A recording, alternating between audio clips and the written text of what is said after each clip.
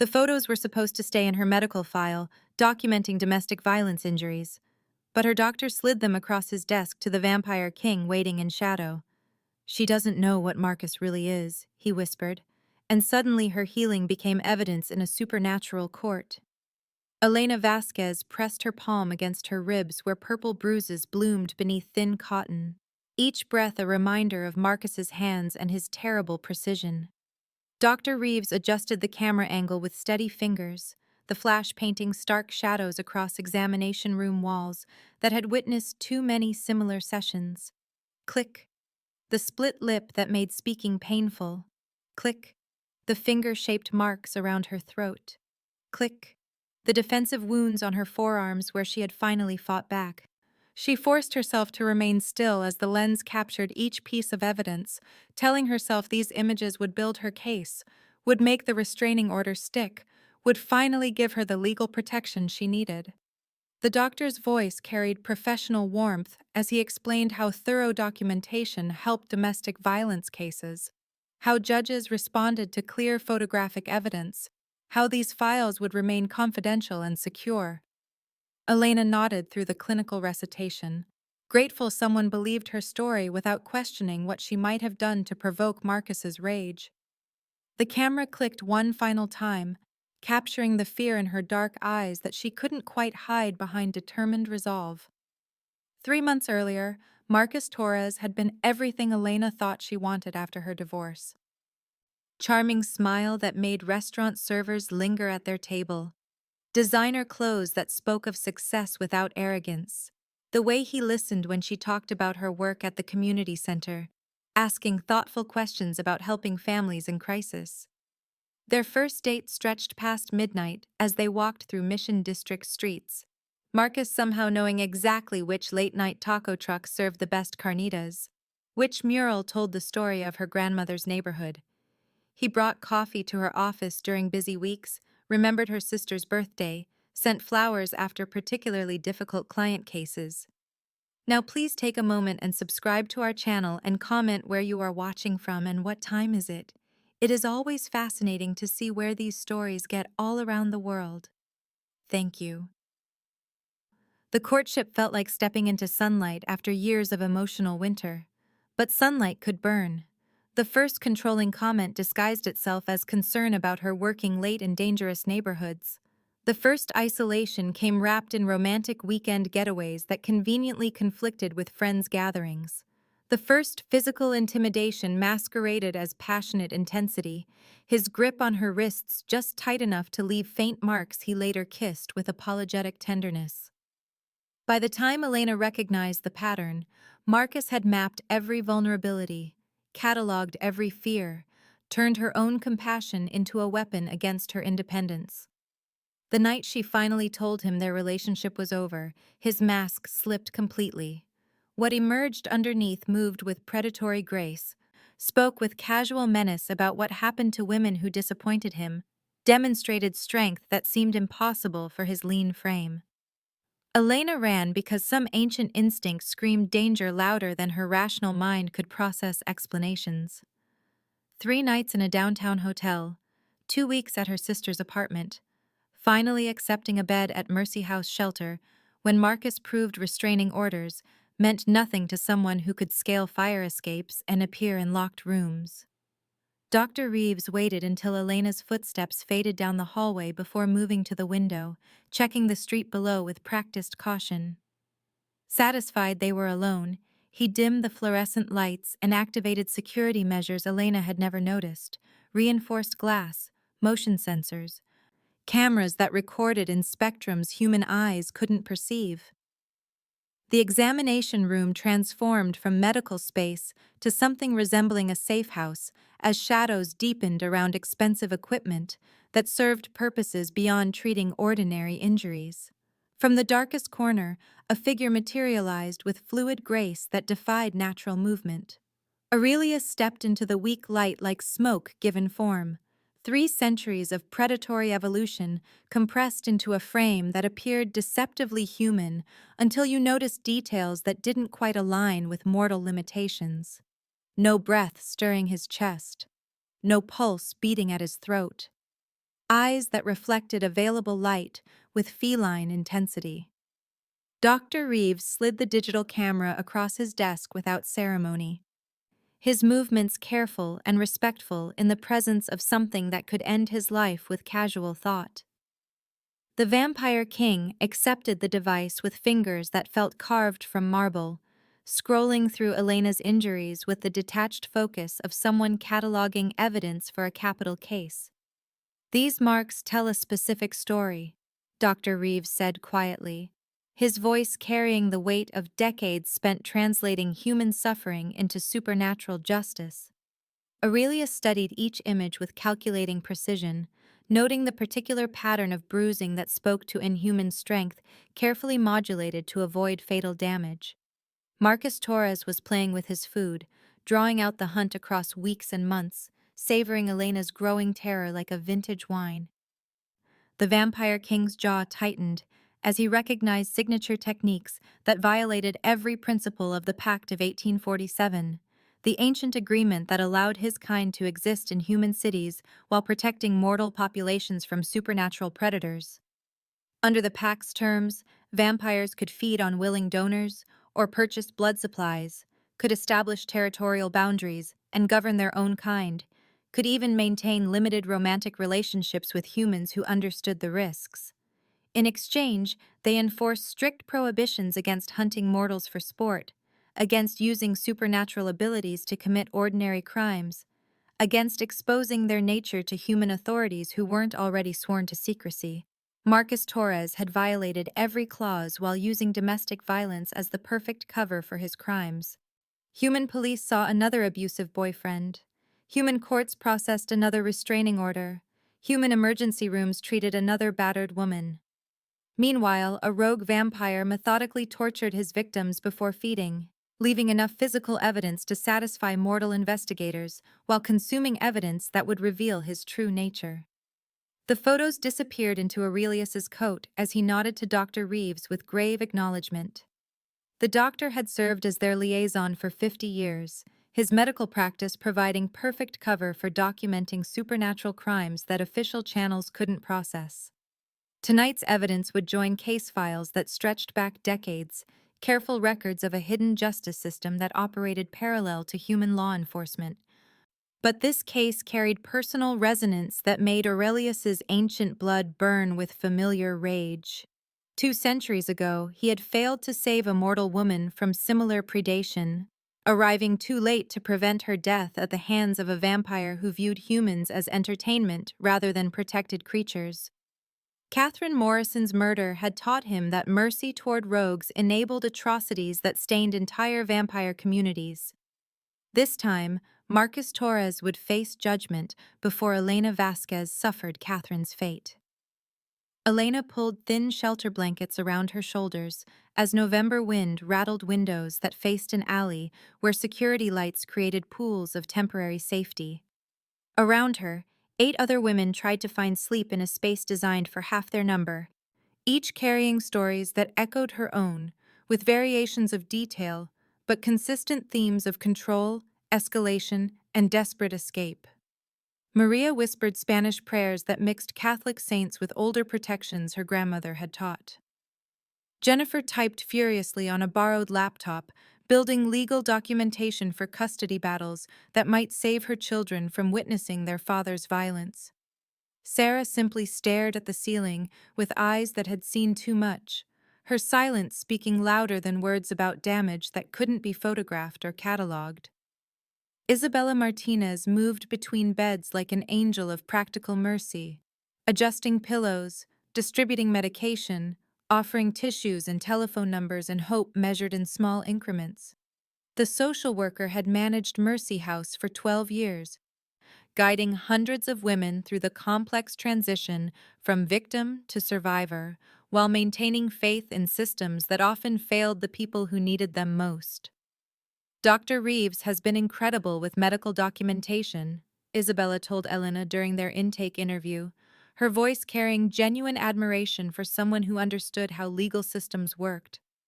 His photographs and reports have helped dozens of women win restraining orders, custody cases, even criminal prosecutions when DA offices actually decided to pursue charges. The man goes above and beyond for domestic violence cases, sometimes spending his own money on expert witnesses or private investigators when police departments couldn't be bothered to do their jobs properly. Elena felt grateful tears threatening as Isabella explained how comprehensive medical records often made the difference between successful legal protection and women forced to navigate court systems without adequate evidence. Dr. Reeves seemed to understand that bruises faded, but photographs lasted, that careful documentation could transform private suffering into public justice when survivors found strength to pursue legal remedies. What Elena didn't know was that Dr. Reeves understood far more about protection than conventional medical training could explain. 300 miles north, in an abandoned Victorian mansion that San Francisco city records listed as condemned property, Aurelius convened his council in chambers that had witnessed supernatural justice for longer than California had been a state.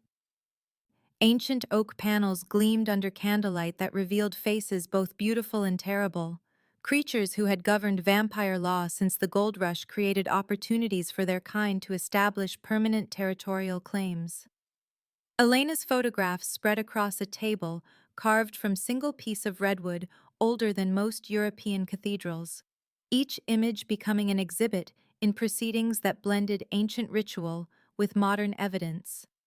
Council members studied the documentation with forensic attention, noting details that confirmed their worst suspicions about Marcus Torres's activities. The positioning of bruises suggested systematic conditioning designed to maximize psychological impact. The pattern of injuries indicated someone with supernatural strength who possessed enough control to avoid immediately fatal damage. Most damning, the progression of photographs from Dr. Reeves's files showed escalation that followed textbook predatory behavior rather than ordinary domestic violence. Marcus Torres had been hunting in their territory for 8 months, using dating applications to identify vulnerable women before grooming them through extended courtship periods that established emotional dependence. His victims showed consistent profiles from the council's investigation: recently divorced, isolated from family support systems, working in helping professions that indicated strong empathic responses. Each relationship followed identical patterns of romantic intensity, followed by gradual control, culminating in carefully orchestrated violence that served both to terrorize victims and to provide feeding opportunities that left minimal forensic evidence. 2 previous girlfriends had disappeared entirely after filing police reports that went nowhere. 3 others had fled the city with injuries that suggested supernatural involvement, but couldn't prove anything beyond ordinary domestic violence. Elena Vasquez represented his most ambitious target, yet because her work at the community center meant her disappearance would attract more attention than previous victims. Marcus was growing bold enough to hunt women whose absence would be noticed, tested whether vampire law was strong enough to protect mortals who caught the attention of rogues with escalating appetites.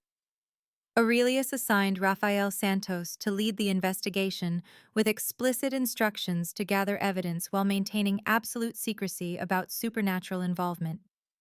The lieutenant vampire possessed particular qualifications for hunting rogues, having spent his mortal life as a homicide detective before transformation gave him abilities that made him uniquely effective at tracking predators. Raphael understood both human police procedures and vampire law, could navigate legal systems without exposing supernatural elements, while building cases that satisfied both mortal and immortal justice. Time pressure added urgency to their investigation because the next full moon would amplify Marcus's powers while reducing his self-control, creating perfect conditions for him to abandon all pretense of ordinary domestic violence in favor of direct predation. 3 days remained before lunar influence made the rogue vampire significantly more dangerous to everyone in the city, mortal and supernatural alike. Meanwhile, Elena's phone buzzed with messages that made her stomach clench with familiar dread, despite Mercy House's security measures and the restraining order that should have provided legal protection. Marcus's texts began with wounded confusion about why she had left him, progressed to angry demands that she return home immediately, finally escalated to threats that demonstrated knowledge about her location and activities that should have been impossible for someone under court-ordered restrictions. He knew which shelter housed her. He knew her daily schedule. He knew the names of other women staying there. Most disturbing, his messages arrived at precise moments when she felt most vulnerable, as if he could sense her emotional state across the miles of city that separated them. Elena showed the text to Isabella, who immediately contacted police and Elena's attorney, but legal remedies felt inadequate against someone who seemed to bypass normal limitations of surveillance and communication. What Elena couldn't know was that Marcus Torres was tracking her scent through supernatural senses that made ordinary restraining orders meaningless, that her location remained as obvious to him as if she carried a beacon, that human law offered no protection against a predator whose abilities transcended mortal understanding of stalking and intimidation. The Vampire King's protection remained her only hope for survival, but Elena still believed ordinary justice might save her from a threat she couldn't begin to comprehend. Elena returned to Dr. Reeves's office 5 days after her initial examination, her ribs still tender but healing faster than expected. The split lip reduced to a thin line that makeup could mostly disguise. She noticed details that had escaped her attention during the traumatic first visit, as she waited in a reception area that felt more like a fortress than a medical facility. Security cameras tracked movement with mechanical precision from angles that covered every possible approach. Windows bore reinforced glass thick enough to stop bullets, their frames embedded with sensors that would detect any attempt at forced entry.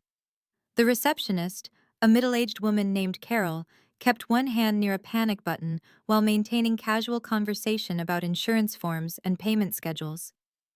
Even the magazines scattered across waiting room tables seemed carefully chosen to avoid topics that might trigger domestic violence survivors, their pages offering recipes and travel destinations instead of relationship advice or celebrity gossip.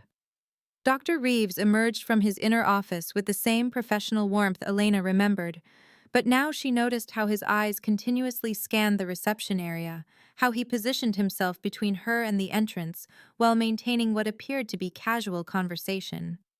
During the examination, his questions probed deeper than medical necessity required, asking about Marcus's daily routines with the careful attention of someone building a case, rather than simply monitoring her recovery.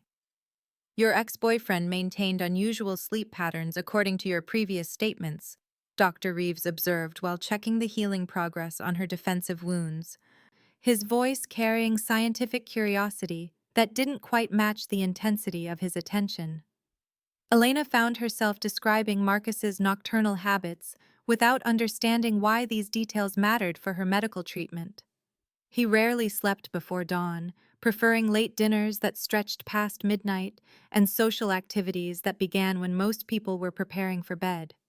He claimed his work in tech consulting required coordination with overseas clients, but Elena had noticed his energy peaked during hours when normal people felt exhausted.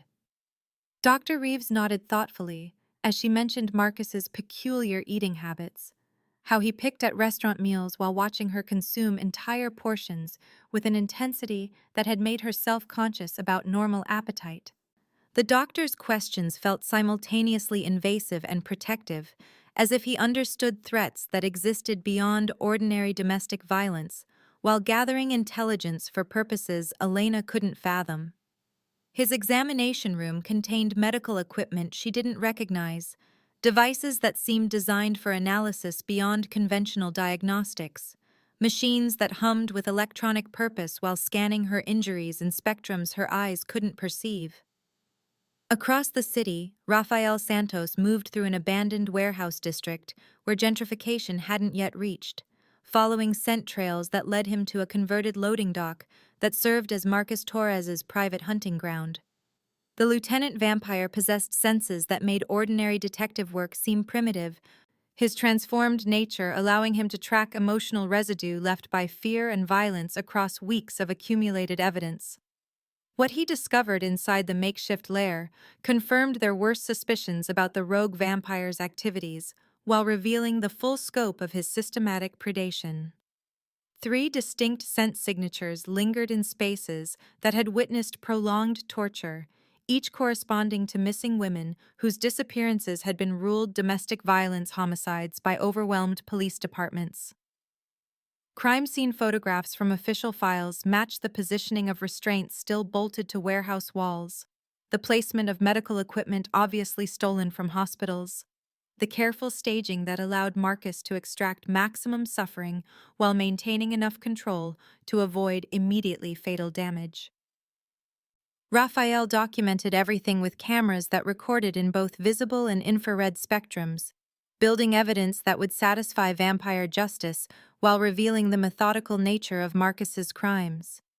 Each victim had been kept alive for days, subjected to feeding sessions that gradually weakened them while providing the rogue vampire with entertainment that transcended mere nutrition. The warehouse contained detailed journals describing Marcus's psychological experiments, his efforts to understand how much terror human minds could process before breaking completely, his clinical observations about pain thresholds and recovery rates that read like medical research conducted without ethical oversight. Elena began noticing impossible details about Marcus's behavior as her memory cleared from the fog of trauma and her analytical mind reasserted itself over emotional paralysis. Security footage from the community center where she worked showed Marcus appearing in locations he couldn't have reached through normal movement, his figure somehow transitioning between camera angles without traversing the spaces that connected them. Shelter residents mentioned seeing him outside their building at times when court records proved he was attending mandatory anger management sessions across town. Most disturbing, the facility's mirror-backed security monitors showed Elena's reflection clearly, while somehow failing to capture Marcus during his illegal visits, creating gaps in surveillance that made no logical sense given the equipment's tested reliability. Isabella confirmed that their security system had experienced unprecedented malfunctions since Elena's arrival, cameras developing blind spots and motion sensors triggering without apparent cause, as if someone with technical expertise was systematically compromising their protection systems. Elena borrowed Isabella's laptop to research Marcus's background more thoroughly, discovering employment gaps that aligned with mysterious disappearances in other cities where he had previously lived.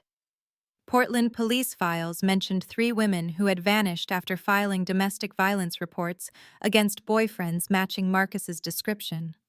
Seattle records showed similar patterns dating back 5 years, with victims who shared Elena's demographic profile and whose relationships with their abusers followed identical escalation patterns. Further research revealed newspaper archives that defied reasonable explanation, photographs from the 1970s showing a man who possessed Marcus's exact facial features attending social events that should have preceded his birth by decades. The realization struck Elena like physical impact as she stared at a 1954 newspaper photograph showing Marcus Torres at a San Francisco society gathering, his face unchanged despite the passage of 70 years. Her hands trembled as she scrolled through additional images that documented his presence across multiple decades, always appearing the same age while the people around him aged and died. 1978. Marcus at a gallery opening. Standing beside a woman whose obituary appeared 6 months later after her body was found in Golden Gate Park. 1991. Marcus at a charity fundraiser, his arm around a missing real estate agent whose case remained unsolved. 2003. Marcus outside a courthouse where another domestic violence victim had filed restraining orders before disappearing entirely. The pattern revealed itself with horrible clarity as Elena traced his movements through San Francisco's social scene, documenting a predator who had operated for generations while authorities remained oblivious to his true nature. Her rational mind rejected explanations that led to impossible conclusions, but the photographic evidence accumulated beyond reasonable doubt. Marcus Torres was something other than human, something that didn't age normally, something that had been hunting women for longer than she had been alive. That evening, Elena sat in Mercy House's common room, trying to process research that challenged every assumption about reality, while other residents watched television programming that seemed absurdly normal given her discoveries. The building's security measures suddenly made different sense, their electronic sophistication suggesting knowledge of threats that transcended ordinary domestic violence. She noticed details about Isabella's behavior that indicated training beyond social work education, the way she positioned herself near exits, how her eyes tracked movement with tactical awareness, the subtle weapons training evident in her stance and hand positioning. As Elena struggled to reconcile impossibilities with observable facts, shadows near the shelter's reinforced entrance began moving in patterns that violated natural light sources.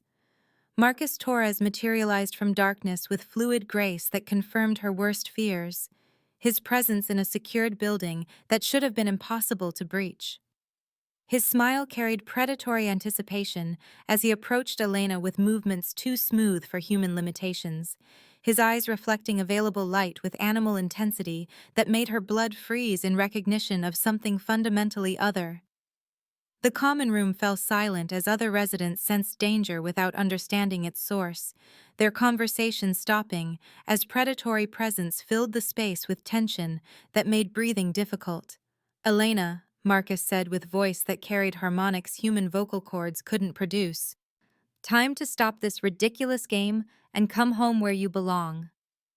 His approach revealed details that her traumatized mind had missed during their relationship. The way he moved without disturbing dust motes in slanted evening light, how his footsteps made no sound against hardwood floors that amplified every other noise, the absence of breath that should have stirred air around his motionless chest. But his predatory confidence faltered as shadows deepened around them with unnatural speed, darkness thickening into shapes that suggested watchers with ancient patience.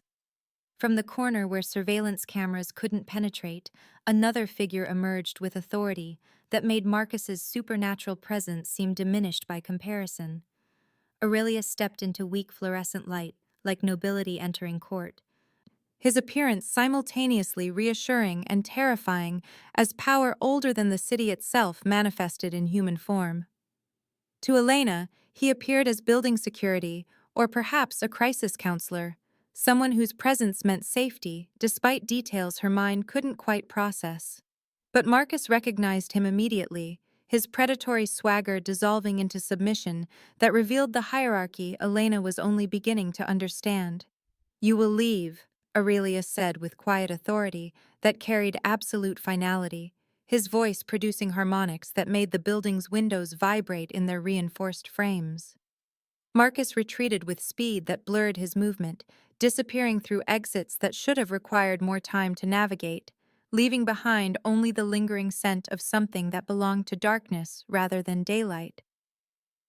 Elena found herself supported by hands that felt carved from marble, guided to safety by someone whose touch carried cold comfort and whose movements suggested grace that transcended human limitations. Aurelius introduced himself simply as someone who worked with Dr. Reeves on special cases, his explanation raising more questions than answers while providing immediate relief from terror that had paralyzed her rational thought. His presence felt like stepping into the radius of some ancient protection, safety that didn't depend on locks or cameras, but on power that operated according to rules Elena couldn't begin to comprehend. Isabella appeared with efficiency that suggested she had been waiting for this exact scenario, producing paperwork that would document nothing while somehow explaining everything to authorities who might investigate the incident. Elena's phone buzzed with a final message that crystallized the impossibility of her situation while revealing stakes that transcended personal survival. Marcus's text arrived with timing that suggested he was watching from nearby shadows, his words carrying threats that acknowledged the supernatural forces now protecting her, while promising escalation that would endanger everyone she had tried to shield from his violence.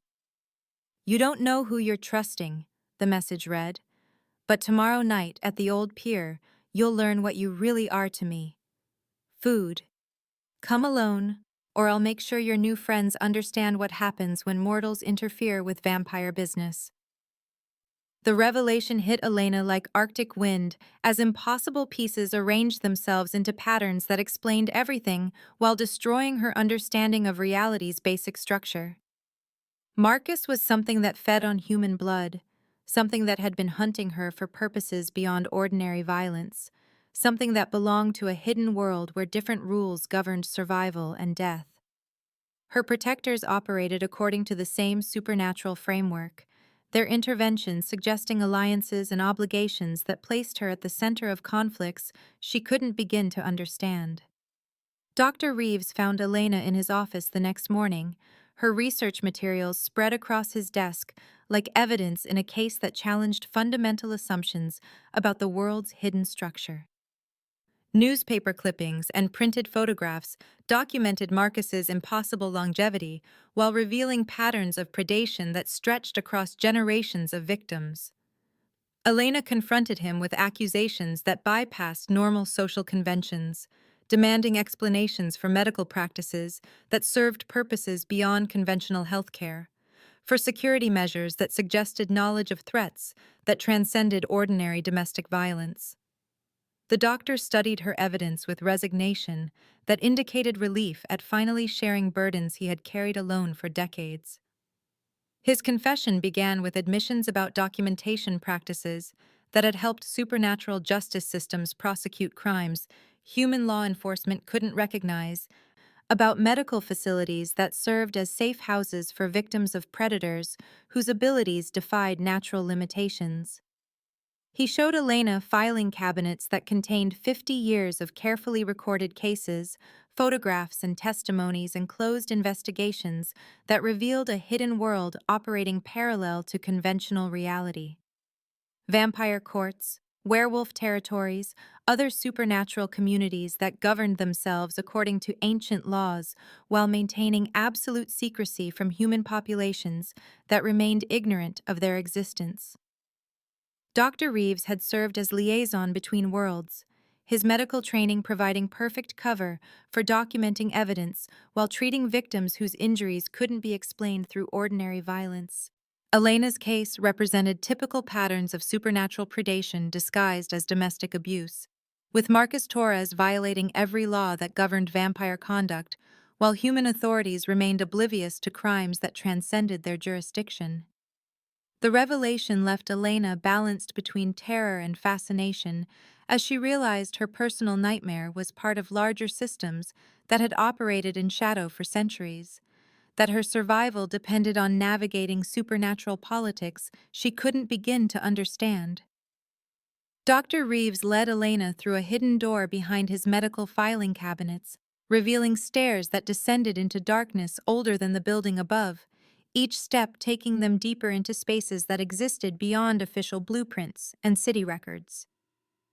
The basement office stretched further than the building's footprint should have allowed, its walls lined with filing cabinets that contained decades of supernatural case documentation, while ancient symbols carved into stone foundations suggested protection that predated San Francisco's incorporation as a city.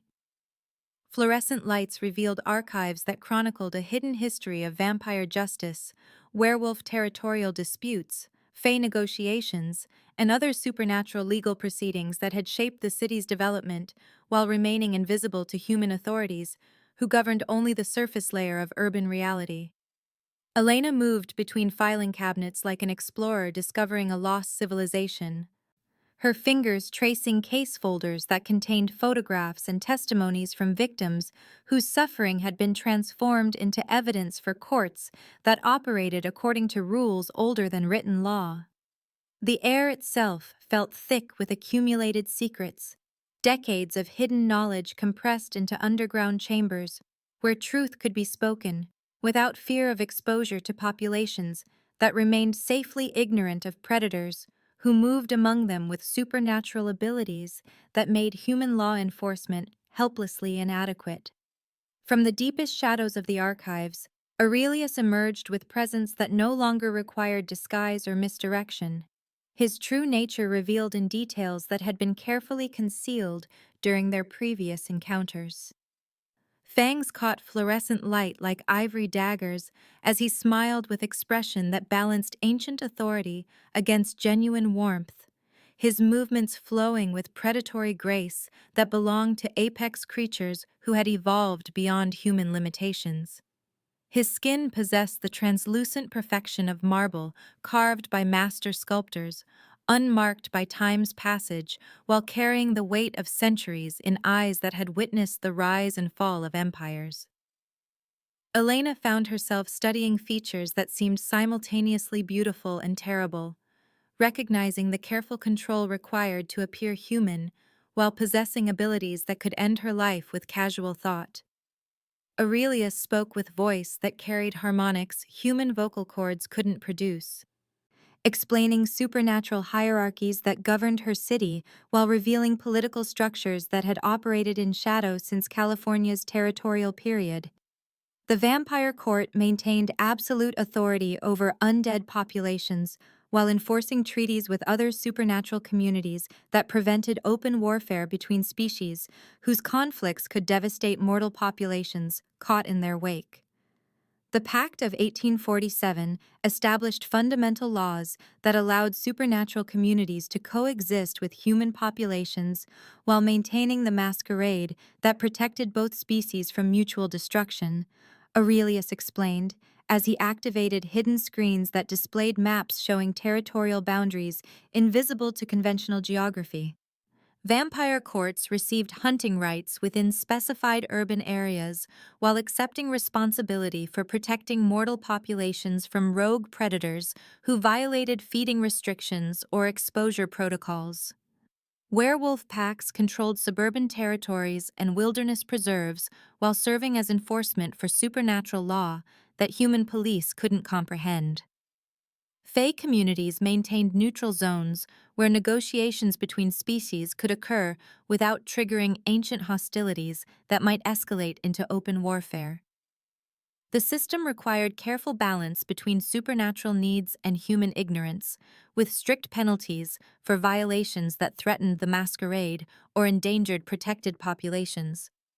Marcus Torres had systematically violated every clause of supernatural law while using domestic violence as perfect camouflage for crimes that transcended human understanding of predation and murder.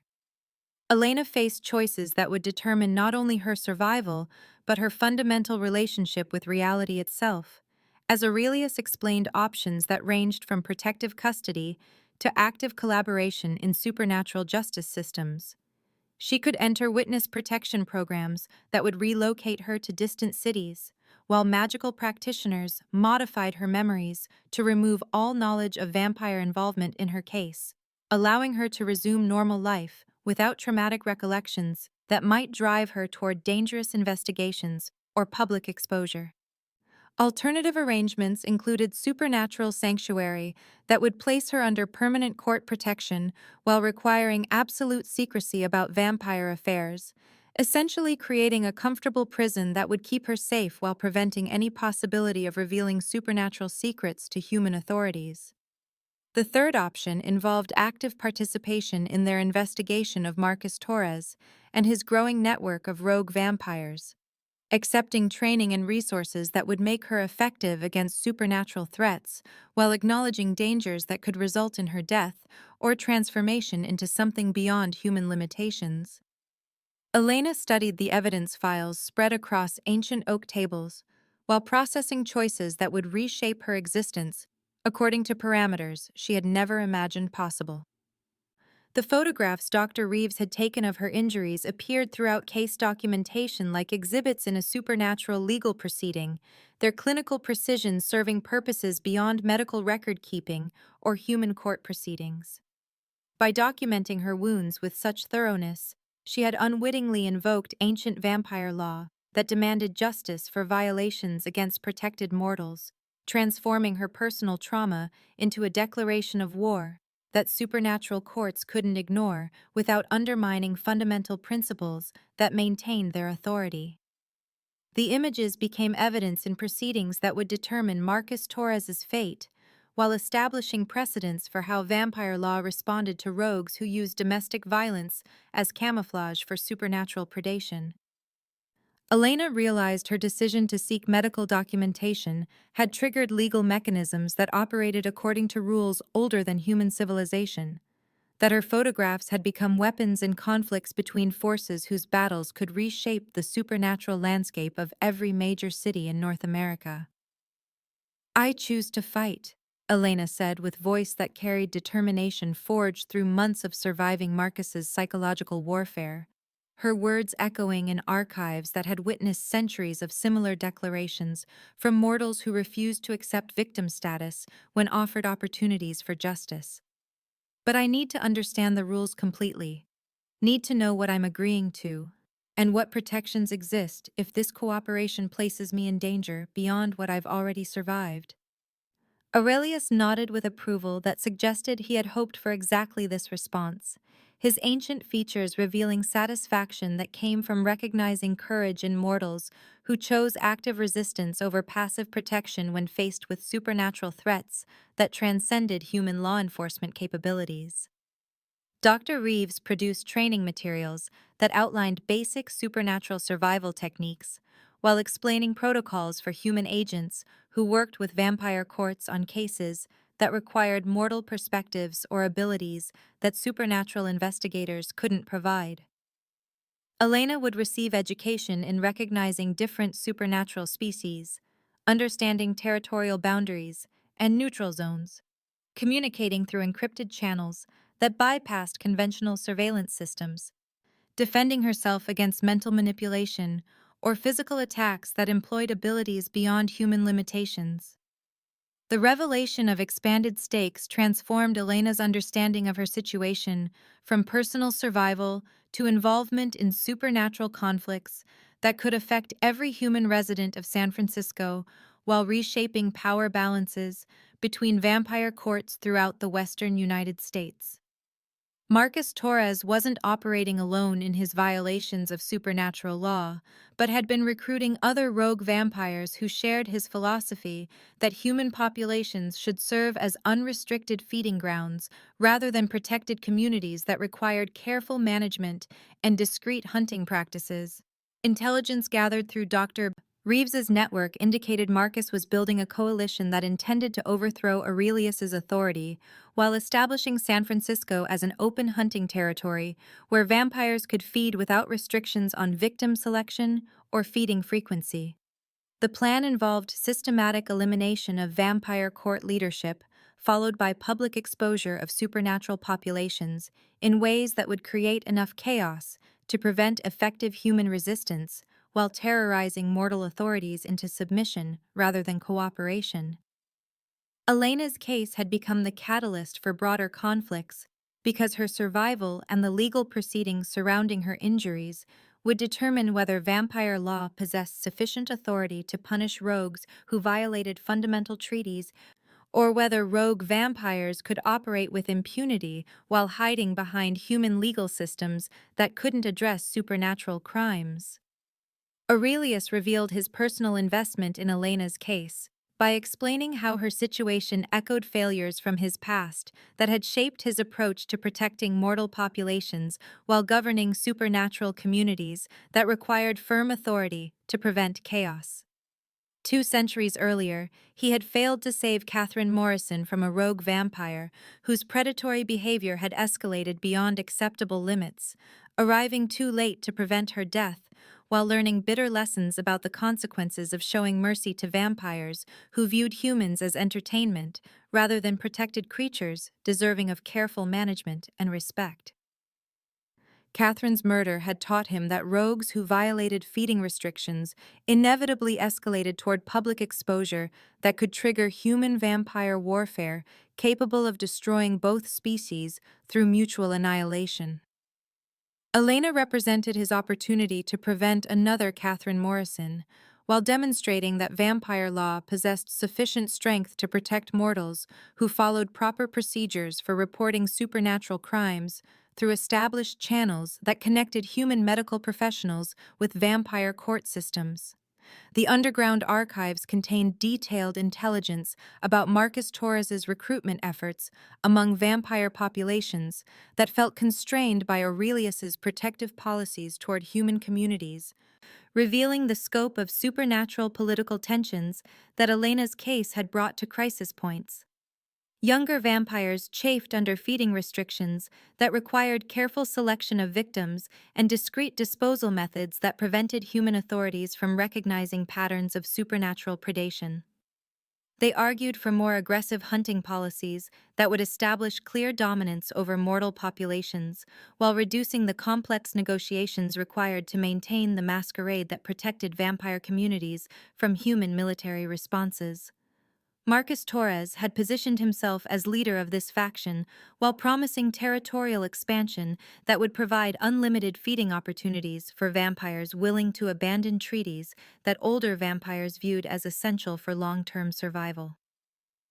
His systematic violation of domestic violence laws provided perfect testing ground for tactics that could be expanded citywide if vampire courts proved unable to enforce their authority against rogues who operated with increasing boldness. Elena's cooperation with supernatural justice systems would determine whether ancient laws retained sufficient power to govern vampire behavior, or whether rogue factions could establish precedents for open predation that would ultimately destroy the careful balance between supernatural communities and human populations that remained ignorant of creatures who lived among them with abilities that made conventional law enforcement powerless to provide meaningful protection. Elena accepted transformation from victim to active participant in supernatural conflicts while recognizing that her decision carried implications beyond personal survival or justice for Marcus Torres's crimes. Her choice to cooperate with vampire courts established her as symbol for human-vampire cooperation that could either strengthen protective treaties or make her target for rogue factions that viewed such alliances as threats to vampire supremacy over mortal populations. The photographs that documented her injuries had become evidence in legal proceedings that would reshape supernatural law while determining whether vampire courts could maintain authority over increasingly rebellious populations that questioned fundamental principles of the Pact of 1847. Elena's survival would prove that vampire protection could safeguard humans who reported supernatural crimes through proper channels, while her death would demonstrate that rogue vampires could operate with impunity regardless of ancient laws that older vampires claimed to enforce with absolute authority. Elena's education in supernatural survival began in Dr. Reeves's basement archives, where Aurelius demonstrated how reality operated according to hidden rules that most humans never glimpsed. His centuries of experience distilled into lessons that could preserve her life when conventional wisdom failed completely. Temperature drops of 15 degrees or more, without natural cause, indicated vampire presence within 50 feet. The sudden chill preceding manifestation, as supernatural metabolisms drew heat from surrounding environments to fuel abilities that transcended mortal limitations. Mirrors revealed truth that glamour couldn't disguise, their reflective surfaces showing vampires as translucent figures, while werewolves appeared slightly blurred during transformation periods, and fey creatures cast no reflection whatsoever, regardless of lighting conditions or mirror quality. Protective symbols worked according to belief systems rather than arbitrary mysticism, with crosses effective against vampires only when wielded by individuals who possessed genuine faith. While iron repelled fey creatures and silver weapons could wound most supernatural species if properly blessed by practitioners who understood the metaphysical principles underlying their protection. Aurelius taught with patience that surprised Elena, given his obvious age and authority, correcting her mistakes with gentle persistence while demonstrating techniques for recognizing supernatural influence on human behavior, identifying safe houses that bore hidden markings, invisible to mundane observation, communicating through coded phrases that would summon help from vampire court agents who monitored the city's supernatural activity through networks that operated parallel to human emergency services. Their professional relationship evolved from necessity to trust, as Elena proved capable of learning complex information while maintaining emotional stability that allowed her to function effectively, despite traumatic revelations about reality's hidden structure. Aurelius revealed details about vampire society that few humans ever learned, explaining how his kind organized territories and maintained feeding schedules that balanced nutritional needs against protective obligations toward mortal populations who remained unaware of predators living among them. Elena's questions demonstrated intelligence that impressed the vampire king, while her survival instincts suggested she could adapt to dangers that destroyed most humans who encountered supernatural threats without adequate preparation. She learned to read body language that revealed vampiric nature, recognizing movement patterns too fluid for human joints and predatory stillness that indicated hunters assessing potential prey. Aurelius shared knowledge accumulated over 3 centuries of governing supernatural communities, teaching Elena to navigate political complexities that could determine her survival when vampire courts convened to decide her fate. And Marcus Torres faced judgment for violations that threatened the fundamental treaties maintaining peace between species. Marcus Torres escalated his recruitment efforts among vampire populations that felt constrained by Aurelius's protective policies, using Elena's case as evidence that ancient laws favored human comfort over vampire supremacy in territories that should belong to apex predators rather than negotiated sharing agreements. Surveillance footage from locations throughout the city showed Marcus meeting with younger vampires whose transformation had occurred during eras when supernatural communities lived in greater secrecy. Their integration into modern society creating expectations for freedoms that older vampires viewed as dangerous to long-term survival. These recruits chafed under feeding restrictions that required careful victim selection and discreet disposal methods, preferring aggressive hunting policies that would establish clear dominance over human populations, while eliminating the complex negotiations required to maintain masquerades that protected vampire communities from military responses. Marcus promised territorial expansion that would provide unlimited feeding opportunities for followers willing to abandon treaties that constrained their natural superiority over mortals whose blood sustained vampire existence. His systematic targeting of women from Elena's support group provided testing ground for tactics that could expand citywide if vampire courts proved unable to enforce authority against rogues who operated with increasing boldness. The escalation forced Aurelius to spread his enforcement resources across multiple locations as Marcus's followers began hunting women whose demographic profiles matched Elena's characteristics, creating pattern of predation that threatened to expose supernatural involvement while overwhelming vampire court security systems designed to handle isolated incidents rather than coordinated campaigns. Maria Santos disappeared from her sister's apartment despite protective wards that should have prevented supernatural intrusion. Jennifer Walsh's car was found abandoned near Golden Gate Park, with evidence suggesting inhuman strength had been used to extract her from the vehicle. Sarah Mitchell simply vanished from her workplace, leaving behind only security footage that showed her walking toward the parking garage before cameras mysteriously malfunctioned for precisely the duration needed to conceal her abduction. Each incident bore Marcus's signature techniques while demonstrating his growing confidence that vampire law couldn't respond effectively to multiple simultaneous violations that pushed the limits of what enforcement mechanisms could handle without revealing supernatural involvement to human authorities who investigated these cases as ordinary crimes. Detective Carmen Rivera pursued these disappearances with investigative skills that brought her dangerously close to discovering supernatural elements that threatened the masquerade, protecting both species from mutual destruction.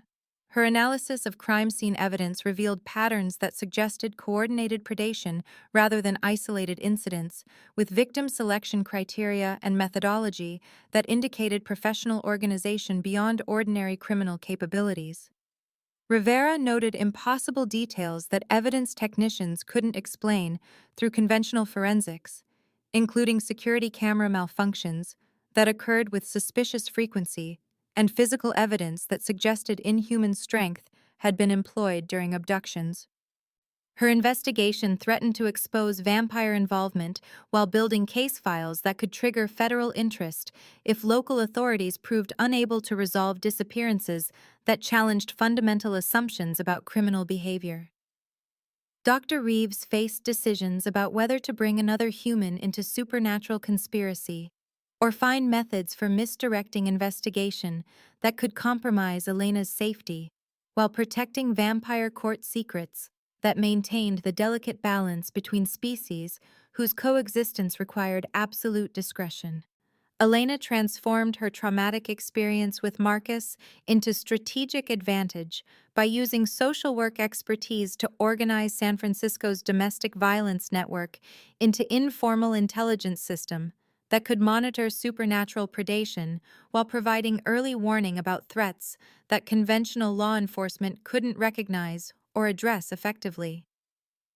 Her position within the survivor community gave her access to information that vampire courts needed, while her understanding of predatory psychology allowed her to identify patterns that supernatural investigators might miss, despite their enhanced abilities. Elena established communication protocols that allowed shelter residents to report suspicious incidents through channels that reached vampire court agents without triggering human authority involvement that could compromise the masquerade. She trained other survivors to recognize supernatural signs while disguising this education as conventional safety awareness, teaching women to trust instincts that warned of dangers beyond ordinary domestic violence. Her network provided vampire courts with intelligence about rogue activities while giving mortal victims access to protection that transcended human legal systems, whose limitations left them vulnerable to predators with abilities that made restraining orders meaningless. Marcus Torres revealed the scope of his ambitions by luring Aurelius's enforcement teams into carefully prepared trap that demonstrated his tactical sophistication while exposing supernatural warfare to mortal witnesses whose silence couldn't be guaranteed through conventional means. Using Sofia Hernandez as bait, Marcus drew vampire court agents into abandoned church where religious symbols had been weaponized through collaboration with human extremists who believed vampire elimination served divine purposes. Holy water-filled concealed spray systems that activated when supernatural creatures entered the sanctuary, while blessed crosses positioned at strategic intervals created barriers that prevented vampire escape while channeling them toward killing zones where ultraviolet lighting could inflict fatal damage. The battle that followed revealed supernatural abilities to human witnesses who had gathered expecting to watch domestic violence intervention, but instead observed combat between creatures whose existence challenged fundamental religious and scientific beliefs. Marcus's followers fought with inhuman speed and strength, while Aurelius's agents demonstrated why vampire courts had maintained authority over supernatural communities for centuries. Their superior experience and coordination overcoming numerical disadvantages while minimizing casualties among mortal bystanders whose memories would require careful modification to prevent mass exposure.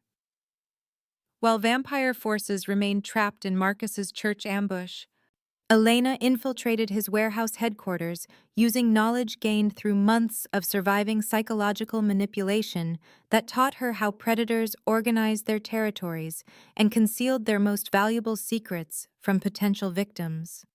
Her experience with Marcus's control techniques allowed her to anticipate security measures that relied on intimidation rather than effective protection, recognizing patterns in his defensive arrangements that revealed priorities and vulnerabilities that supernatural investigators might overlook. Elena discovered Marcus's true agenda through documents that outlined plans extending far beyond personal revenge against her or simple rebellion against Aurelius's authority. Detailed maps showed supernatural territories throughout the western United States, with proposed redistribution that would concentrate vampire populations in urban centers while eliminating protective treaties that prevented open feeding on human populations. contracts with human trafficking organizations revealed coordination with criminal networks that could provide steady supply of victims whose disappearances wouldn't trigger intensive police investigations. Most disturbing, evidence suggested corruption reaching into city government through officials who had been compromised through supernatural influence or financial incentives that made them complicit in plans to transform San Francisco into unrestricted hunting ground. The documents revealed that Elena's case served as test for tactics that could be implemented across multiple cities. If vampire courts proved unable to maintain authority over increasingly rebellious populations that questioned fundamental principles underlying the Pact of 1847, Marcus had positioned his rebellion as liberation movement for vampires, constrained by protective policies that favored human comfort over vampire nature, promising followers that successful overthrow of Aurelius's rule would establish precedent for similar revolutions in other territories where ancient vampires maintained conservative policies that limited feeding opportunities. Elena realized her personal nightmare was component of larger strategy designed to reshape supernatural society while eliminating safeguards that protected human populations from predators whose abilities made conventional law enforcement helplessly inadequate. Her survival had become symbol for human-vampire cooperation that Marcus's faction viewed as fundamental threat to vampire supremacy. While her death would demonstrate that protective treaties couldn't safeguard mortals who cooperated with vampire courts against rogue elements willing to use unlimited violence. Marcus's final gambit targeted Elena's emotional vulnerabilities by capturing Dr. Reeves and using him to force confrontation that would occur without vampire court protection. His message delivered through photographs that showed the doctor bound in location that Elena recognized from her infiltration of the warehouse complex. The images demonstrated Marcus's understanding of Elena's psychology while revealing his willingness to torture the only human who had provided her with meaningful protection during her transition from victim to active participant in supernatural conflicts. Dr. Reeves had been positioned near devices obviously designed to extract maximum suffering while maintaining enough vitality to serve as effective leverage. His medical knowledge used against him as Marcus employed techniques that would prolong agony without permitting unconsciousness that might reduce his value as bait. Elena faced choice between personal safety and loyalty to someone who had risked everything to help her survive encounters with predators whose abilities transcended human understanding.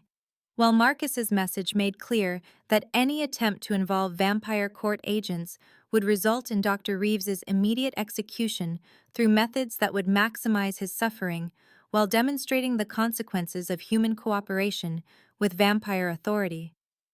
The ultimatum forced Elena to choose between protective relationships she had built with supernatural allies and obligation to save someone who had provided her with truth about reality's hidden structure, when conventional authorities proved unable to address threats that operated beyond their jurisdiction or comprehension. Elena agreed to meet Marcus at the abandoned pier while coordinating with Aurelius through communication protocols that allowed vampire court monitoring without compromising her apparent isolation. The plan requiring her to draw out Marcus's full network while recording evidence that could serve both supernatural justice and human legal proceedings if exposure became unavoidable. Advanced recording equipment concealed within her clothing broadcast simultaneously to vampire court agents positioned throughout the waterfront district and Detective Rivera's investigation team, whose growing suspicions about supernatural involvement had been carefully redirected toward cooperation rather than interference through Dr. Reeves's delicate negotiations with human authorities.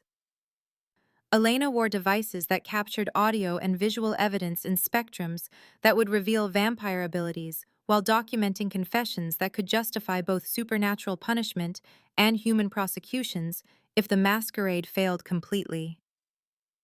Her psychological preparation involved studying Marcus's manipulation techniques until she could predict his tactical approaches while maintaining emotional control necessary to function effectively during confrontation with someone whose predatory abilities had once reduced her to helpless prey. Aurelius positioned his forces with strategic precision that balanced immediate response capabilities against avoiding premature intervention that might prevent Marcus from revealing the full scope of his rebellion and the identities of vampires who supported his faction's plans to overthrow protective treaties that constrained supernatural predation within acceptable limits. The pier stretched into San Francisco Bay like a finger pointing toward Alcatraz, its abandoned warehouses and rusting maritime equipment providing perfect staging ground for confrontation that would determine whether vampire law possessed sufficient authority to maintain order among increasingly rebellious populations that questioned fundamental principles underlying centuries of supernatural governance. Elena arrived precisely at midnight, as Marcus's message had specified, her movement through shadows carefully observed by allies whose presence remained concealed, while recording equipment documented everything for later analysis by courts that operated according to rules older than written law. Marcus emerged from darkness with theatrical flourish that revealed his enjoyment of psychological manipulation while demonstrating confidence in his ability to control outcomes through superior strength and tactical preparation. His appearance had changed subtly since their last encounter, revealing vampire transformation that abandoned all pretense of human limitation in favor of predatory perfection that emphasized his supernatural nature, while intimidating opponents who might underestimate his capabilities. Other figures materialized from concealment positions throughout the waterfront complex. Young vampires whose allegiance to Marcus's faction became obvious through their positioning and aggressive postures that indicated willingness to use violence against anyone who threatened their leader's objectives. Marcus's monologue revealed the philosophical foundations of his rebellion while exposing intelligence about vampire politics that Elena's recording equipment transmitted to audiences whose responses would shape supernatural society's future direction. He spoke with passionate conviction about Aurelius's protective policies toward human populations, arguing that ancient treaties reduced vampires to caretakers of livestock rather than apex predators who deserved dominion over species that existed primarily to sustain vampire survival through blood consumption that should occur without artificial restrictions or moral considerations. His recruitment of younger vampires exploited generational tensions within supernatural communities where recently transformed individuals chafed under conservative governance that prioritized long-term stability over immediate gratification of predatory instincts that transformation amplified beyond human moral frameworks. Marcus positioned Elena's case as symbol of vampire submission to human comfort, claiming that protective laws forced supernatural communities to operate as servants rather than rulers, while artificial constraints prevented vampires from achieving their natural potential as dominant species, whose abilities made them inherently superior to mortals, whose blood provided sustenance, and whose deaths meant nothing beyond nutritional necessity.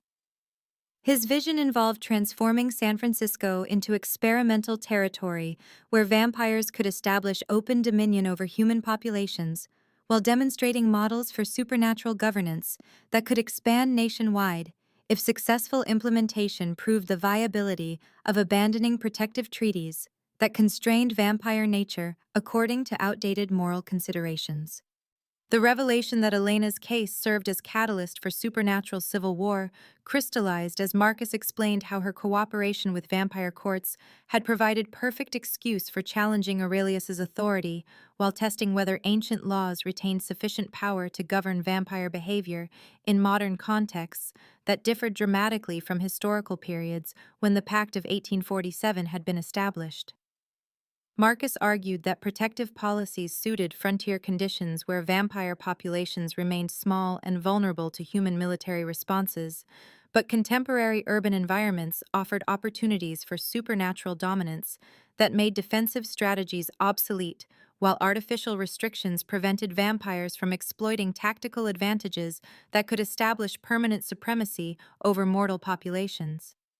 Elena realized her survival had become symbolic battleground between conservative vampire governance and revolutionary factions that sought fundamental transformation of supernatural society, while her death would demonstrate that protective treaties couldn't safeguard humans who cooperated with vampire authorities against rogue elements willing to use unlimited violence to achieve political objectives that transcended personal revenge or individual predation. Aurelius arrived with forces positioned to surround Marcus's faction while maintaining strategic patience that allowed recording equipment to document confessions that would justify harsh punishment for violations that threatened the fundamental stability of supernatural society. But Marcus had anticipated vampire court intervention and triggered prepared countermeasures that revealed extensive planning and resources that suggested external support for his rebellion beyond simple recruiting among disaffected younger vampires. Ultraviolet floodlights activated from concealed positions throughout the pier complex, their intense radiation creating barriers that prevented vampire movement while inflicting painful burns on supernatural skin that couldn't tolerate artificial sunlight at close range. Silver nets deployed from overhead positions with mechanical precision, their blessed metal causing severe injuries to vampires caught within their restraining embrace, while demonstrating Marcus's access to religious allies who viewed vampire elimination as divine mission rather than criminal violence. The trap revealed coordination between Marcus's supernatural rebellion and human extremist groups, whose cooperation provided tactical advantages that vampire courts hadn't anticipated when planning their response to what had initially appeared as isolated rogue activity rather than organized revolution supported by mortal conspirators. Elena's preparation proved decisive as she activated countermeasures based on psychological analysis of Marcus's tactical preferences and predictable reliance on intimidation tactics that prioritize theatrical impact over practical effectiveness. Her knowledge of his personality allowed her to anticipate defensive arrangements, while her experience surviving his manipulation provided insights into vulnerabilities that supernatural investigators might overlook despite their enhanced abilities. She had positioned mirrors at strategic angles that redirected ultraviolet lighting back toward Marcus's forces, while creating safe corridors that allowed vampire court agents to advance despite environmental hazards designed to prevent supernatural movement. Her improvised weapons included blessed silver implements acquired through Dr. Reeves's religious contacts, their spiritual preparation making them effective against vampire physiology, while her training in their proper use ensured she could employ them effectively despite lacking supernatural strength or speed. Elena's tactical planning demonstrated intelligence that impressed both factions while revealing her transformation from victim to strategic thinker, capable of analyzing complex threats and developing effective responses that transcended simple survival instincts.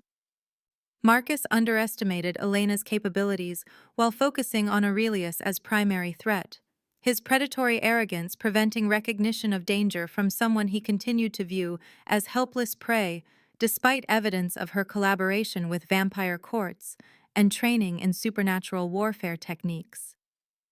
Elena exploited his psychological blindness by positioning herself within striking distance while he delivered monologues intended to intimidate vampire court forces, her movement concealed by shadows and debris that provided cover for approach that brought her close enough to employ weapons that could inflict critical damage before he could respond with supernatural speed. Her attack succeeded because Marcus's attention remained fixed on vampire opponents while dismissing human threats as negligible, despite Elena's demonstrated intelligence and proven ability to survive encounters with supernatural predators through preparation and tactical thinking. The blessed silver blade found its target between ribs that protected vampire heart, its spiritual preparation allowing penetration of supernatural defenses, while inflicting wounds that would require extended healing periods, even for creatures with accelerated recovery abilities. Marcus's surprise and pain provided opening for vampire court agents to advance, while his followers hesitated in confusion at seeing their leader wounded by someone they had dismissed as irrelevant to conflicts between supernatural factions. Elena's victory demonstrated personal growth from victim to effective combatant, while proving that human intelligence could compensate for supernatural limitations when properly applied through tactical planning and psychological insight that allowed mortals to predict vampire behavior despite lacking enhanced abilities. Her success wounded Marcus critically without requiring rescue from vampire allies, establishing her credibility as partner rather than protected civilian in conflicts that determined supernatural society's future direction.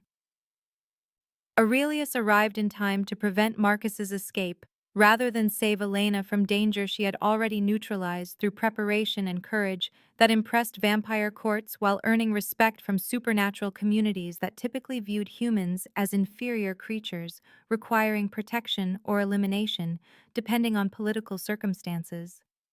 The confrontation's outcome shifted power dynamics between species by demonstrating that human-vampire cooperation could produce tactical advantages that neither side could achieve independently, while Elena's performance established precedent for mortal participation in supernatural governance that transcended traditional limitations on human involvement in vampire court proceedings. Marcus Torres faced judgment in Aurelius's court, where ancient ritual blended with modern evidence to create legal proceedings that satisfied supernatural justice, while documenting precedents for future cases involving rogue vampires who violated protective treaties. Elena served as key witness whose testimony carried weight equal to vampire court members, despite her mortal status, her role in Marcus's capture earning recognition that transcended traditional hierarchies within supernatural legal systems. The photographs Dr. Zio Reeves had taken of her injuries became central exhibits in proceedings that demonstrated how documentation could transform personal trauma into evidence for supernatural justice, while establishing protocols for human cooperation with vampire courts in cases that required mortal perspectives or abilities that supernatural investigators couldn't provide.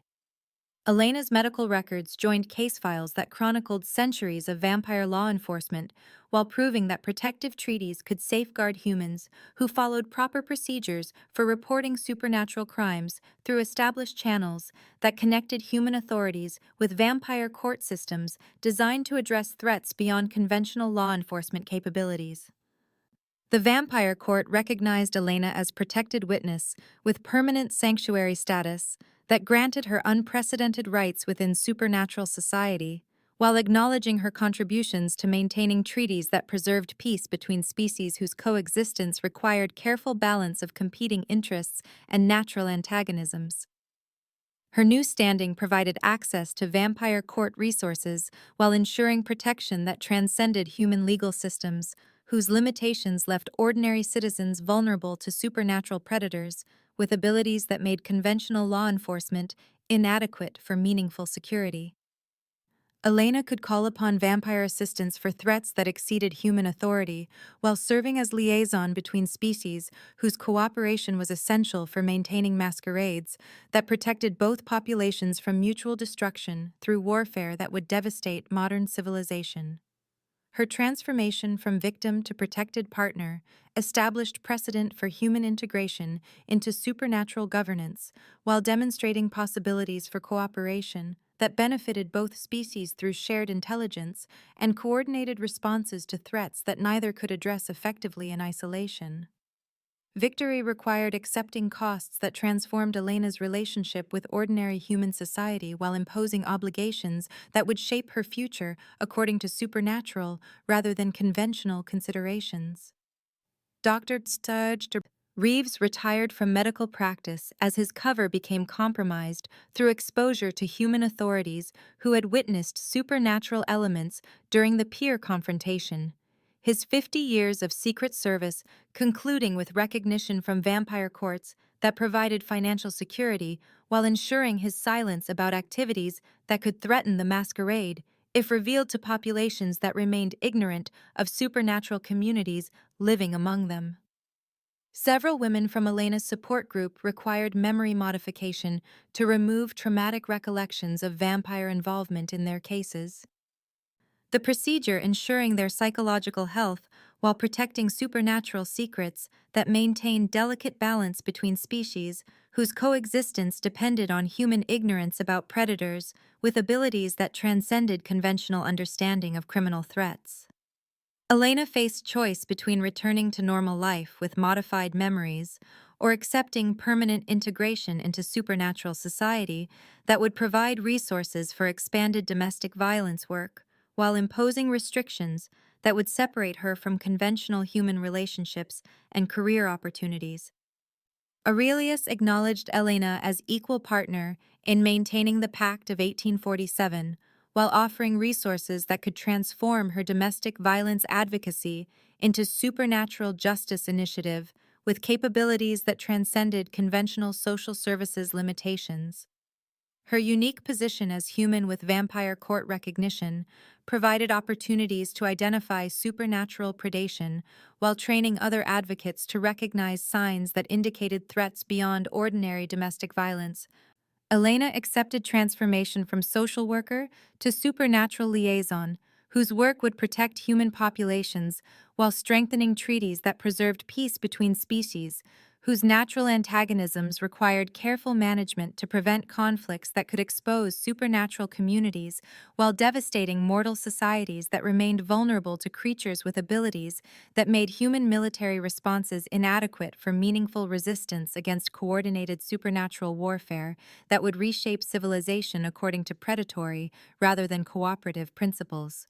6 months after Marcus Torres faced vampire justice, and his rebellion collapsed under the weight of evidence Elena had helped gather, she opened the Haven Center in a converted Victorian mansion that Dr. Reeves had quietly donated through arrangements that bypassed conventional real estate transactions, while providing supernatural communities with legitimate front for operations that served both human and vampire interests. The center's medical examination rooms contained equipment that could document injuries while detecting supernatural influence, their walls lined with protective symbols that appeared decorative to mortal visitors, while providing genuine security against creatures whose abilities transcended conventional threat assessments. Elena's office occupied the mansion's former library, its walls displaying framed photographs that included the images Dr. Reeves had originally taken of her injuries. Their clinical documentation transformed from evidence of personal trauma into symbols of justice served and hope offered to survivors whose suffering could be addressed through systems that operated beyond conventional social services limitations. The photographs reminded daily visitors that documentation could become a powerful weapon against predators who relied on silence and isolation to maintain control over victims whose experiences seemed too extraordinary for ordinary authorities to believe or address effectively. Elena's work expanded beyond traditional domestic violence advocacy to include supernatural abuse cases that required specialized understanding of vampire psychology, werewolf territorial disputes, fae manipulation tactics, and other supernatural threats that could devastate human victims while remaining invisible to conventional law enforcement agencies whose training couldn't address crimes that violated natural law alongside human statutes. Her partnership with Aurelius evolved from professional necessity to deep respect and tentative friendship as the Vampire King appeared regularly at the center, his centuries of experience providing unique perspective on trauma recovery, while his presence assured other supernatural communities that Haven Center operated with official vampire court sanction and protection. Aurelius understood psychological damage in ways that mortal counselors couldn't match. Having witnessed the long-term effects of supernatural predation across decades and centuries that revealed patterns of recovery that differed significantly from ordinary trauma response while requiring therapeutic approaches that addressed both physical and spiritual injuries inflicted by creatures whose abilities could wound souls alongside bodies. His involvement legitimized Elena's work within supernatural society, while providing resources that allowed the center to offer protection and healing services that transcended conventional domestic violence programs through access to supernatural healing techniques, protective magic, and legal remedies that operated outside human court systems, when mortal law proved inadequate for addressing crimes committed by creatures with abilities that made conventional justice impossible. Elena learned to navigate vampire politics while maintaining focus on survivor services, her unique position as protected witness allowing her to advocate for human victims within supernatural legal systems that typically prioritized vampire interests over mortal welfare when conflicts arose between species whose natural relationship involved predation rather than equality. What began as Elena's individual case file expanded into comprehensive model for supernatural human cooperation that attracted attention from vampire courts throughout North America, while providing template for similar programs in other major cities where supernatural populations required discreet management of problems that could threaten the masquerade, protecting both species from mutual destruction. Dr. Chen replaced Dr. Reeves as medical liaison, her psychiatric training and previous experience with cult survivors, making her ideal candidate for documenting cases that involve psychological manipulation alongside physical abuse, while maintaining professional skepticism that prevented her from becoming overwhelmed by revelations about reality's hidden structure. Elena developed training programs for social workers and medical professionals who needed to recognize supernatural elements in domestic violence cases without compromising their effectiveness with conventional clients who required ordinary services rather than specialized intervention for supernatural threats. The network she established connected domestic violence advocates across the Bay Area through encrypted communication systems that allowed rapid response to cases involving suspected supernatural predation, while maintaining careful separation between ordinary social services and specialized supernatural victim advocacy that could operate only within strict secrecy requirements that protected vampire court interests alongside survivor safety. Elena realized her greatest strength had never been vulnerability that made her appealing target for predators like Marcus Torres, but rather her refusal to accept powerlessness when confronted with threats that exceeded her immediate ability to resist through conventional means. Her experience surviving Marcus's systematic psychological manipulation had taught her to recognize early warning signs of predatory behavior while developing tactical thinking that allowed her to transform apparent disadvantages into strategic advantages when properly applied through careful planning and resource allocation. The photographs that once made her feel exposed and degraded now served as reminder that documentation could become first step toward justice when properly channeled through systems designed to address supernatural crimes alongside ordinary domestic violence. Their clinical precision providing foundation for legal proceedings that satisfied both vampire courts and human authorities when coordination became necessary for complex cases that crossed jurisdictional boundaries. Elena's personal growth from victim to advocate demonstrated possibilities for transformation that inspired other survivors while establishing precedent for human participation in supernatural governance that transcended traditional limitations on mortal involvement in vampire court proceedings and territorial management decisions. On a rainy Thursday evening that marked exactly 6 months since Marcus Torres had been sentenced to permanent exile from all vampire territories in North America, Elena sat in her office reviewing case files when 17-year-old Jessica Morrison arrived at Haven Center with injuries that triggered immediate recognition based on patterns Elena had learned to identify through months of studying supernatural predation techniques. The girl's bruises displayed precision that suggested inhuman strength, carefully modulated to avoid fatal damage while maximizing psychological impact. Their positioning indicating someone who understood human anatomy with clinical accuracy while possessing supernatural abilities that made conventional self-defense training inadequate for meaningful resistance.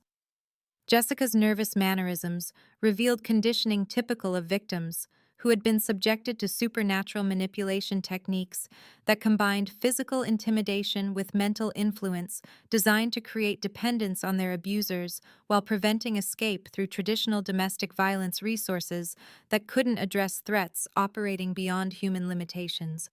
Elena recognized signs of vampire involvement in the girl's case while noting details that suggested connection to networks that had survived Marcus Torres's elimination. Their adaptation to increased vampire court scrutiny, making them more dangerous while simultaneously more difficult to detect through conventional investigation methods. Elena approached Jessica's case with confidence earned through experience surviving supernatural predation, while serving as key witness in vampire court proceedings that had established precedent for human participation in supernatural justice systems. She photographed the girl's injuries with equipment that captured evidence in spectrums visible to vampire court analysis, while documenting patterns that could support both supernatural and human legal proceedings if exposure became necessary for Jessica's protection. Elena asked questions designed to elicit information about the perpetrator's behavior patterns, while avoiding direct revelation of supernatural elements that might overwhelm Jessica before she was psychologically prepared to accept truth about reality's hidden structure and the existence of predators whose abilities transcended human understanding of criminal behavior. Her investigation revealed that Jessica's boyfriend exhibited characteristics identical to Marcus Torres's early courtship tactics, suggesting either supernatural influence or training by someone who understood vampire psychological manipulation techniques sufficiently to replicate them without possessing actual supernatural abilities that would make him subject to vampire court jurisdiction rather than human law enforcement. Working with Aurelius through secure communication channels that protected both vampire court secrets and Jessica's privacy, Elena discovered the case connected to surviving elements of Marcus Torres's network that had adapted to increased scrutiny by recruiting human accomplices who could operate within vampire territory without triggering supernatural law enforcement, while learning to replicate vampire predation techniques through careful study of documented cases and psychological manipulation training that produced similar results without requiring actual transformation or supernatural abilities.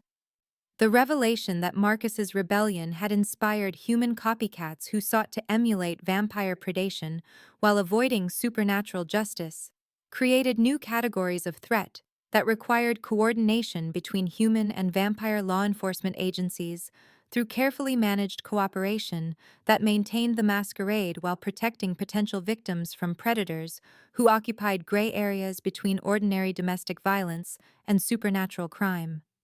Elena's investigation uncovered trafficking networks that supplied victims to both vampire rogues and human predators who had learned to exploit supernatural techniques while remaining technically subject to human rather than vampire court jurisdiction. Their activities threatening to expose supernatural communities while creating hybrid threats that neither species could address effectively without unprecedented cooperation.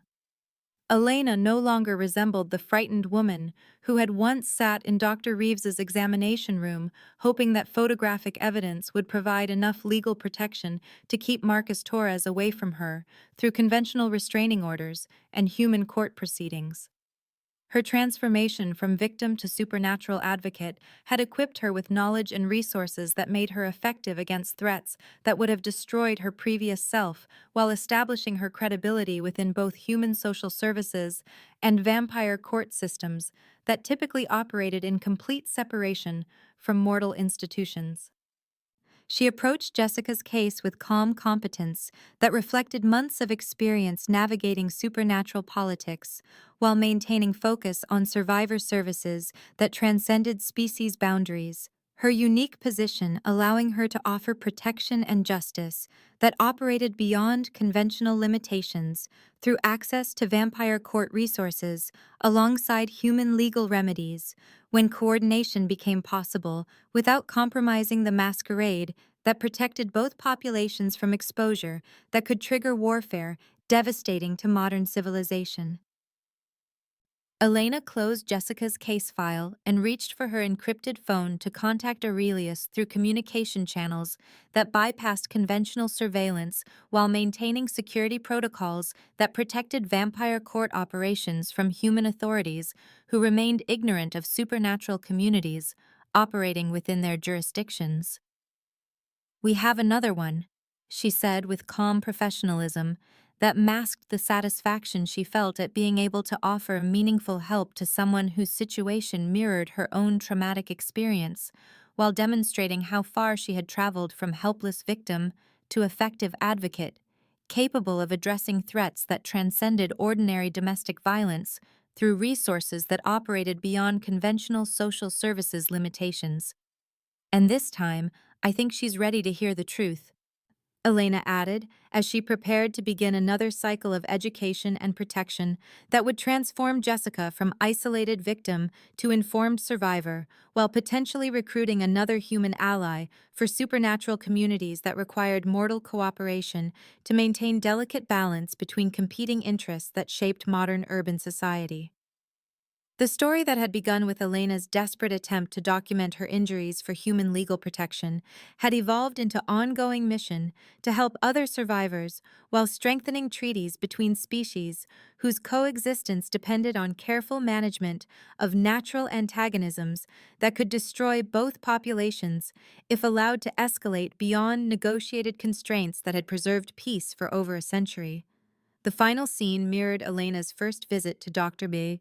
Reeves's office as Jessica Morrison sat nervously while Elena prepared camera equipment that would document injuries with precision sufficient for both human and vampire court proceedings. But now Elena controlled the process while understanding exactly how these photographs would serve justice, rather than simply providing evidence for legal proceedings that might or might not provide adequate protection against predators whose abilities transcended conventional criminal behavior. Jessica's trust placed her in Elena's capable hands as the cycle began again, with someone who understood the hidden structure of reality while possessing resources to transform documentation into action that could save lives while strengthening cooperation between species whose alliance was essential for protecting vulnerable populations from predators who operated in shadows between human and supernatural law enforcement jurisdictions.